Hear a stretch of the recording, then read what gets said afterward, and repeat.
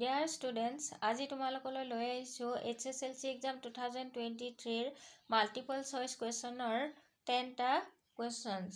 আশা কৰোঁ ইয়াৰ দ্বাৰা তোমালোকৰ MCQৰ কনচেপ্ট কিছু হ'লেও ক্লিয়াৰ হ'ব। ভিডিঅ'টো আৰম্ভ কৰোঁ আহা। এয়া 2023 জেনেৰেল মেথমেটিক্স কুৱেশ্যন হয়। ইয়াতে আমি আলোচনা কৰিম কুৱেশ্যন নম্বৰ 1ৰ প্ৰথম 10টা কুৱেশ্যনছ। এতিয়া ইয়াতে চোৱা কুৱেশ্যন নম্বৰ 1। কুৱেশ্যন নম্বৰ 1টো কি দিছে? Choose the correct answer. Question number 1ৰ 1টো if x varies as y and when x is equal to 6 then y equal 30. Now if x equal to then the value of y is. এইটো কি হয়? Direct প্ৰপৰশ্যন হয়। Direct প্ৰপৰশ্যনত আমি কি জানো? x1 by y1 is equal to x2 by y2.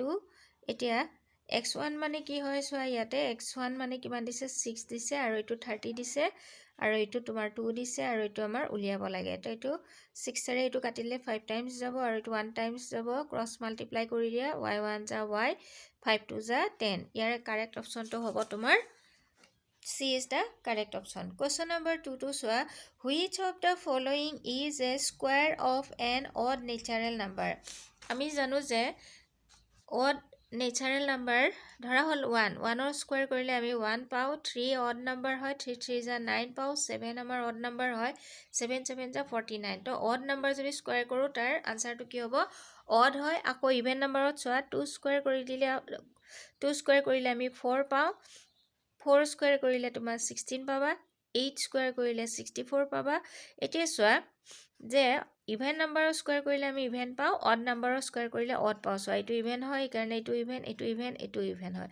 Odd নাম্বাৰৰ square কৰিলে odd পাও, ইভেনৰ স্কয়াৰ কৰিলে ইভেন পাবা। এতিয়া চোৱা which of the following is a square of an odd natural number? তো এইটো কাৰেক্ট অপচন হ'ব, কাৰণ এটাই অড নাম্বাৰ আছে। চোৱা কোৱেশ্চন নম্বৰ 3 টো চোৱা, the value of cube root of 8 plus cube root of 27 plus cube root of 64. কি কৈছে চোৱা, cube root of 8 plus cube root of 27 আৰু plus cube root of 64.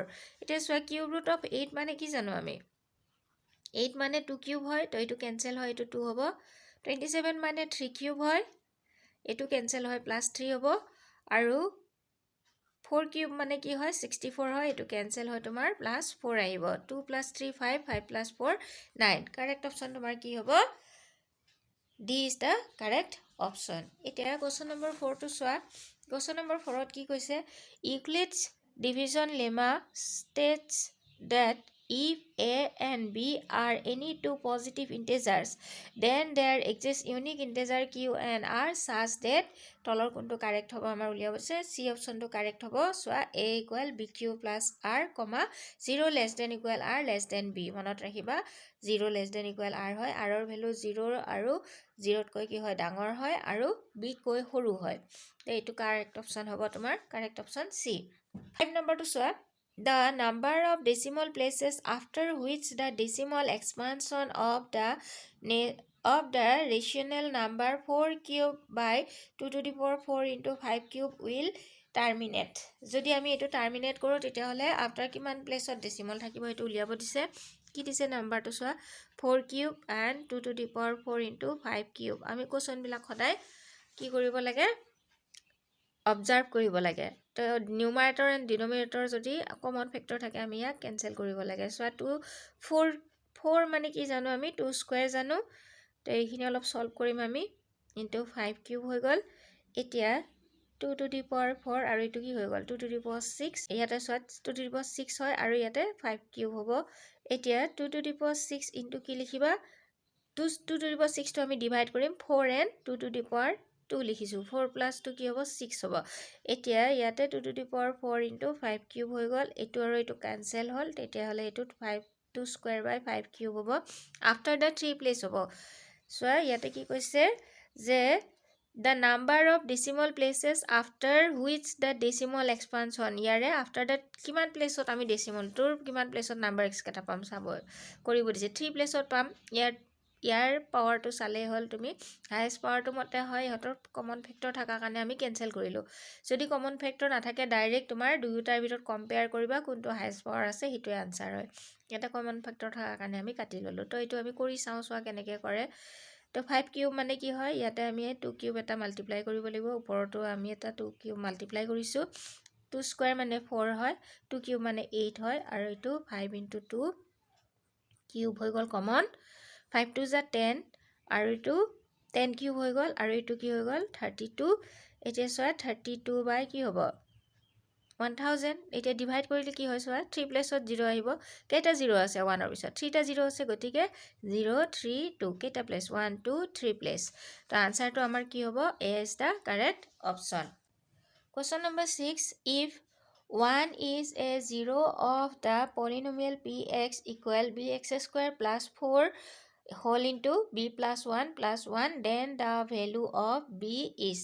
তো আমি উলিয়াব লাগে চোৱা 1 is the 0 বুলি কৈছে তো পলিনমিয়েলটো আমি লিখিম px equal bx square plus 4 into b plus 1 plus 1 তো কি লিখিছে p1 বহুৱালে কি পাম আমি 0 পাম তো ইয়াতে x ৰ ভ্যালুবিলাক 1 বহুৱাই দিয়া 1 square plus 4 into b plus 1 plus 1 equal 0 b 1 square মানে 1 হয় মাল্টিপ্লাই কৰা 4b plus 4 plus 1 equal 0 4b আৰু 1b কি হয় 5b হ'ব আৰু এটো কি হ'ব 5 হ'ব equal 0 so এই 5 টো আমি হিপিনে লৈ যাও -5 হ'ব both side 5 ৰে ডিভাইড কৰিলে b ৰ ভ্যালু কি হ'ব -1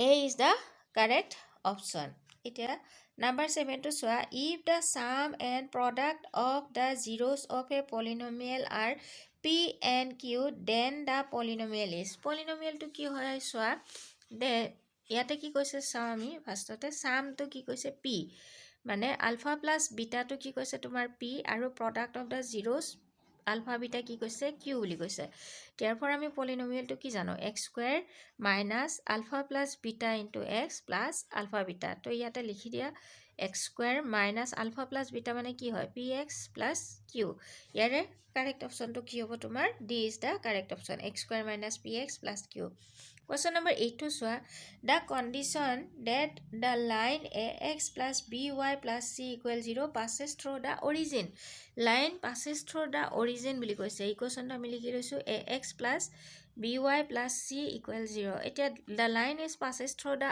origin মানে ইফালে যায় তেতিয়া হলে কি হ'ব কোঅৰ্ডিনেটটো 0 আৰু 0 x ৰ ভ্যালু 0 y ৰ ভ্যালু কি হ'ব 0 হ'ব x equal 0 and y equal 0 ইয়াতে 0 বহুৱাই দিয়াছোন a into 0 plus b into 0 plus c equal 0 তো এটো কি হ'ব 0 plus c equal 0 তো condition to কি হ'ব c equal 0 তো correct option is c is the correct option c equal 0 Question number 9 to soa question number 9 the coordinates of any point on y axis is coordinate of any point on y axis কি হয় সদায় x ৰ value 0 হয় তো ইয়াতে সোয়া x coordinate তো কত 0 আছে এইকিটাটো নহয় তোমাৰ এটো হ'ব এটো যদিও x আছে এটো x ত যিকোনো এটা ভ্যালু বহাব পাৰে x ৰ মানে যেটো x ৰ মান আছে এটো অবসিসাটো 0 হয় মনত ৰাখিবা অবসিসাটো 0 গতিকে এটো আনসাৰ কাৰেক্ট হ'ব A is the correct option ইয়াতে x যদিও বা আছে এটো কি হয় x ৰ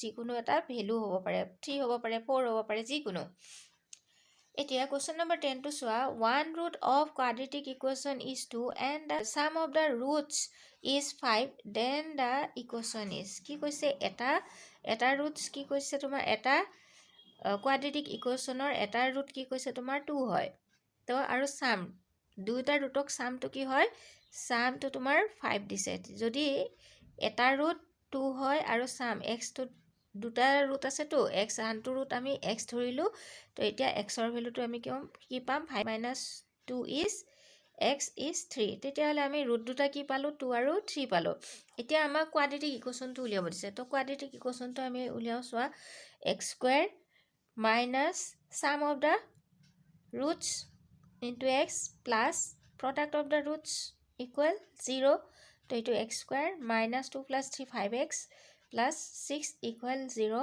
তো এটো হ'ব তোমাৰ equation তো আনসাৰটো কোনটো হ'ব তোমাৰ কাৰেক্ট অপশ্যন চোৱা এইটো A is the correct option x² - 5x + 6 = 0 আশা কৰোঁ তোমালোকৰ এই 10টা MCQৰ কনচেপ্টটো ক্লিয়াৰ হৈছে ভিডিঅ'টোৰ দ্বাৰা তোমালোকে কিছু হ'লেও যদি উপকৃত অনুভৱ কৰিছা তেনেহ'লে মোৰ ভিডিঅ'টো লাইক শ্বেয়াৰ আৰু কমেণ্ট কৰিবা আগলৈ এনেবোৰ ভিডিঅ' পাই থাকিবলৈ মোৰ চেনেলটো ছাবস্ক্ৰাইব কৰিবা thank you have a nice day head